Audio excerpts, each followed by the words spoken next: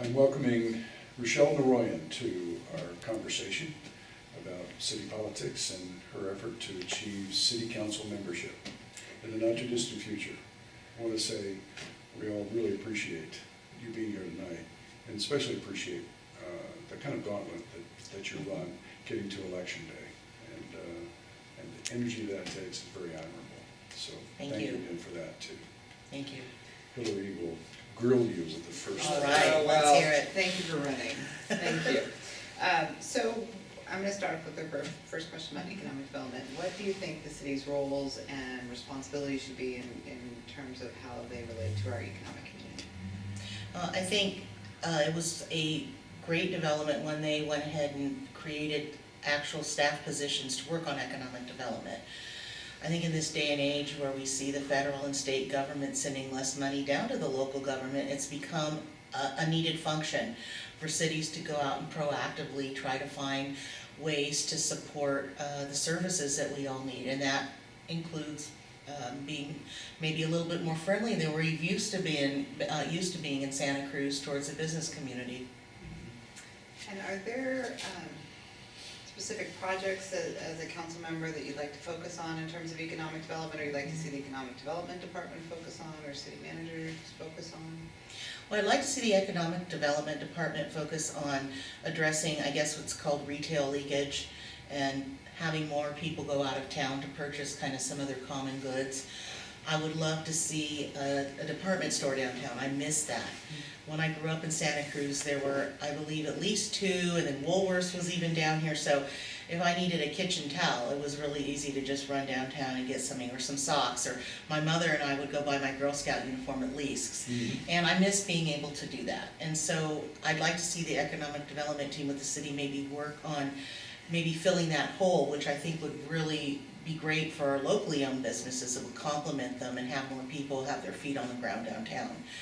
Other specific projects, when the chamber had sent around 65 of us down to Santa Barbara, the Goleta city experiment with bringing the city and the university together to spur economic development and tech transfer, I thought was brilliant, and I think it's something that we can do here.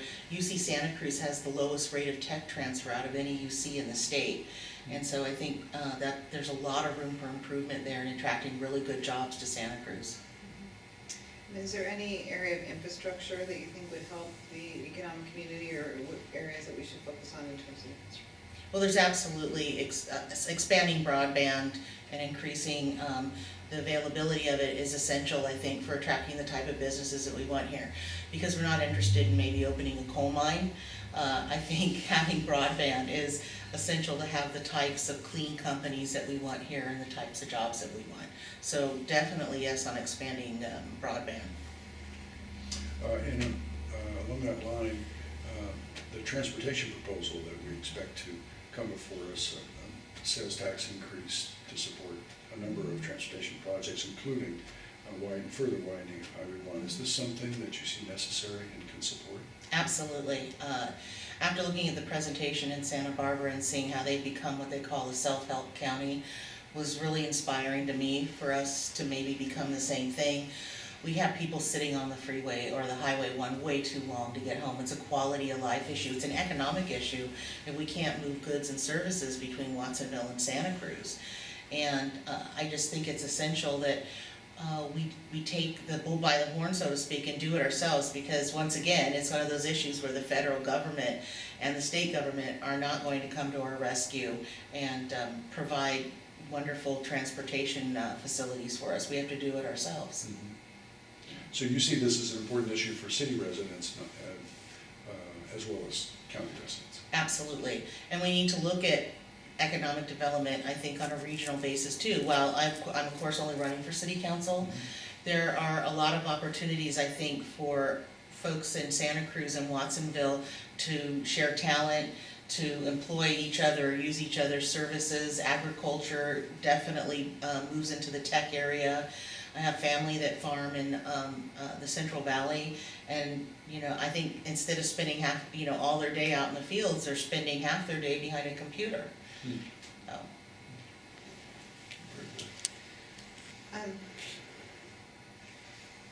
In In terms of what the city is currently doing with economic development, and in particular, we've been spending some time over the past few years focusing on downtown and what the needs of the downtown merchants are and what we can do to help them and improve the environment down there. What do you think are areas that we have done well, and where do you see areas that could be improved to make our downtown more vibrant?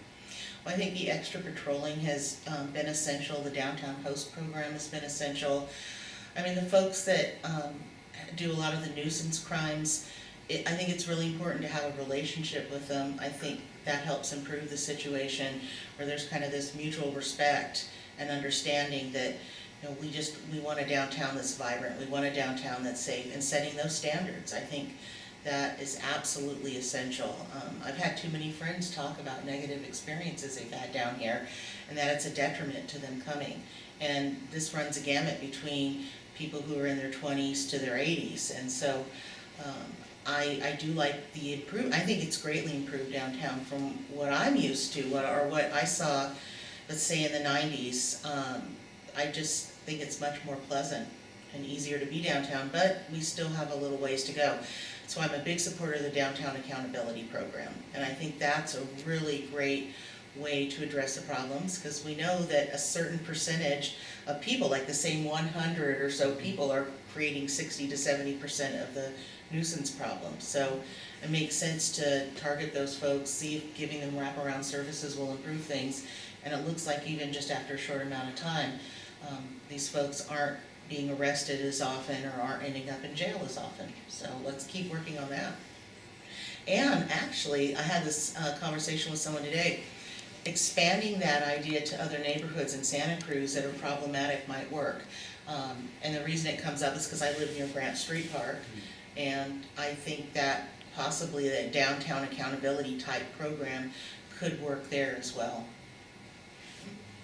Very good idea. Let me ask you about affordable housing. In the business community, we consider this one of our most significant problems, if not our most significant one, workforce housing.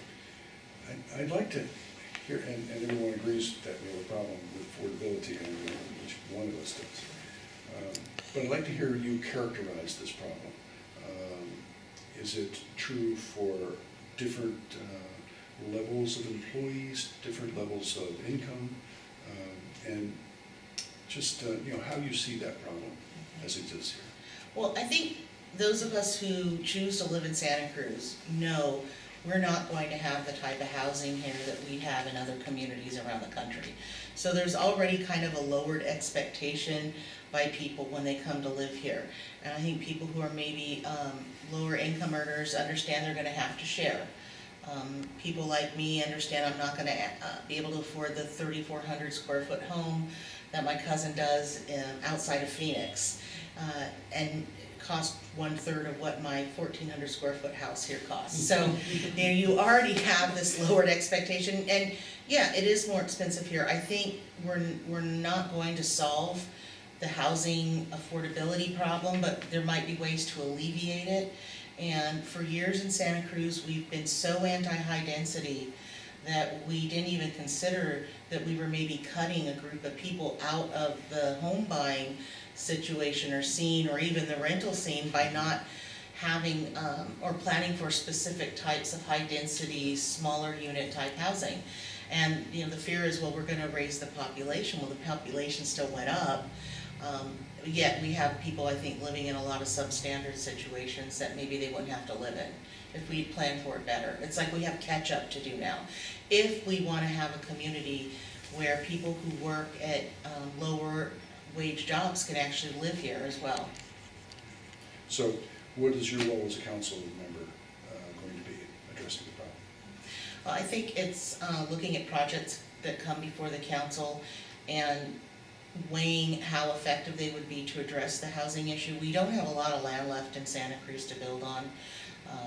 We're built out, and we have this wonderful green belt around us that prevents us from just really sprawling, which I think is a great thing. But now that we've done that, we have to consider how we use the land that we have right now.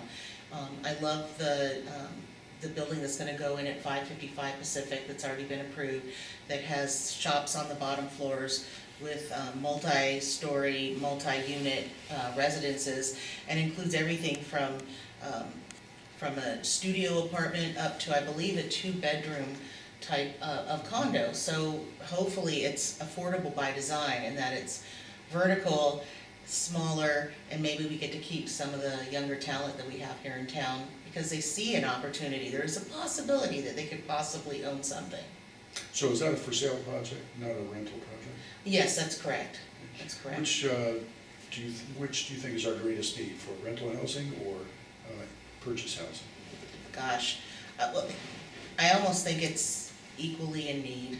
I really do, because some people, you can't keep them here and keep them happy in a career, especially if they're a young professional, if they see that there's absolutely no possibility or hope that they'll ever own. And so I think there's a need to have that type of housing to keep those types of folks in town. But we also have a tourist industry where we have people who are servers and work in the hotels, and those folks need decent places to live as well. So I think when we're planning this out, which we actually really haven't done, we've never really planned for this type of housing, that we need to take both those things into account. When you're talking about housing going up in height, how do you balance the real, even in your neighborhood, when we approve projects that go up, you have neighbors right behind that are typically in single-family homes, and there's a real impact from that height and that densification in terms of traffic and a myriad of other things. How do you balance those things? Well, I think you start in areas that are kind of a natural fit for high density, those traffic corridors where people can walk out their front door and they're either at transportation or goods and services, walkable areas where you're not going to a real dense residential area and putting up this completely out of scale 6-story building, in the middle of a neighborhood that's just all single-story residences. So, I think I look at areas like the Front Street corridor. I know that's been discussed a lot. Downtown is ideal. There's the SoCal corridor where you have lots that aren't being utilized, that there might be opportunity there. So I think you start where it would be a more natural match, which is really along kind of the high traffic corridors, exactly where I bought. I'm along a high traffic corridor on Water Street, and we bought there specifically so we could walk downtown and not use our cars often. That's what really, it was more expensive, it's right in the urban core, but we were willing to give up some square footage for the lifestyle of being able to walk. My husband walks to work every day, so there's sometimes he goes a whole week and doesn't even turn the key in his car. I see him walking to work. Yeah, everybody sees him. So. Another conversation around housing that really has been very prevalent in council, and I think probably on the campaign trail from what I've been hearing, is around the ADU challenges that we're facing right now, and separately but not completely independent of the rental inspection ordinance. How do you feel about those two things? Where do you see the future for where council action should go? Well, it breaks my heart to see people losing their living space that they've been in for 20 plus years. And it did happen because there was a rental inspection program, and it opened up a particular home for an inspector to find out. I, at this moment, believe there should be a moratorium on red tagging places and making people get out of their homes while we're in the process of coming up with regulations that I think we can live with as a city. The one case about the woman and her daughter at 600 square feet, I'm kind of confused on it, because what I've always thought as an accessory dwelling unit is something that's kind of built separately from the house. She's in a garage that was created and as a living unit, and that doesn't, and I know there were safety issues, and that is important, that safety issues are addressed, but it's attached to the house. It was there as a building already when they bought it. It wasn't an extra unit. So I look at that situation and think maybe we need to do a moratorium, not throw out the rental inspection rule. I don't want to do that either. I think we can make it work. But I think when you consider everything with housing and how hard it is for people to live here, we need to be a bit more flexible in seeing how we can grandfather in those units currently being used, get them up to code, make them safe, maybe look to San Francisco for some guidance on that, because they recently passed an ADU ordinance which basically grandfathers everything in, and you're guaranteed to not lose your living space, but you're open to inspection so you can upgrade and do the safety work that's done to make sure these units are safe. I think that might be something for us to look at as a city. Well, that's very good. I think that, isn't there also a provision in that ordinance for loans to do the necessary improvements? No, I didn't know that. Yeah, I didn't know I'm not sure I'm that. right, but I Mhm. thought I read that as part of that program. Yeah, it would be kind of strange, because I don't think the city's supposed to necessarily be in the process of providing loans to people, but I don't know if they have a partnership with another financial institution to do that. Yeah. But, yeah, that would seem like you would need that, because some of the upgrades may be really expensive. Yes. Yeah.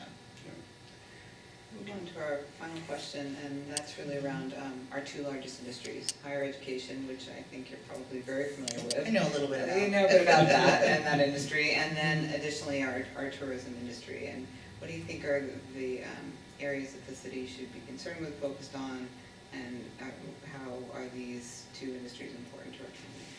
Well, I think UCSC is essential for our local economy. I mean, obviously, just existing, they employ a lot of people, a lot of money circulates through the community because the students are here.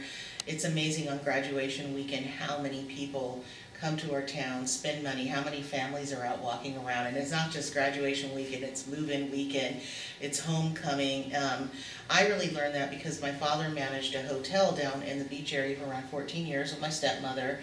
And, I knew what weekends I couldn't see them, or what weekends they could use my help, just being there and being in the lobby when people would come in. Where should I eat? How do I get here? And so sometimes I'd just be there and help them out, and I thought that was kind of fun, teaching people about our local area. So I've seen both how it affects the local economy in a real practical, realistic way too. I think, like again, the university, I think there's so much potential to increase the amount of viable businesses that can come out of that university. And we have an amazing video gaming program up there. And maybe some of the people coming out of that program with degrees who are a little more entrepreneurial in spirit can stay here and start their business instead of automatically going over the hill to Electronic Arts or Microsoft. I worked in the high-tech industry too, at Apple and at SCO. And it's a great industry that employs amazingly creative people. And so I think that's a business we want to encourage. And I'd love to see downtown, all the buildings down here filled, the office spaces with businesses like that. And I think UCSC will help us get there. For tourism, that's one of our strengths. People will come here whether or not people want them to. And I think, because there are people who just are so upset when our town gets busy and people come to Santa Cruz. But, my great-great-grandfather lived here. And in fact, I just live a couple blocks away from his house on the east side of Santa Cruz. And my grandmother would come here with her family, because she came and stayed with them. She's from the Central Valley, those hot, summers before air conditioning was really effective. And so my family has these great pictures of Santa Cruz from the 30s on, of my family vacationing here when they need a break from farming. And so Santa Cruz has just been established for a long time. There's like third and fourth generations of Central Valley folks coming here. And I think we need better accommodations for them.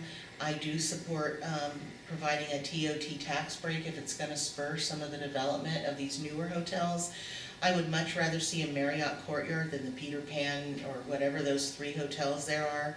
I think it would be great for the Beach Flats neighborhood to be across the street from that as opposed to what's there now.